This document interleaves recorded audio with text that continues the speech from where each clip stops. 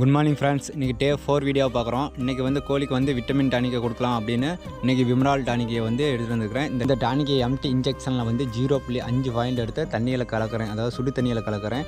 கலந்து கோழிகளுக்கு வச்சா, அதாவது இதோட பயன் என்னென்னு கேட்டாங்களா, கோழி வந்து வளர்ச்சியும் நோய் எதிர்ப்பு சக்தியும் வந்து அதிகமாக கூடும். அதனால தான் இந்த டானிக் பயன்படுத்த நல்ல ரிசல்ட்டாக இருக்குது. கோழிக்கு வந்து இன்றைக்கி என்ன தீவனம் வச்சுன்னா, உடைச்ச கோதுமையை வந்து இன்றைக்கி தீவனமாக வச்சுருக்கேன். எப்பயுமே உடைச்ச கோதுமையை நைட்டு தண்ணியிலே ஊற வச்சு காலையில் தான் போடுவேன். அப்படியே கோதுமையை போட்டால் செரிமான பிரச்சனை ஏற்படும்.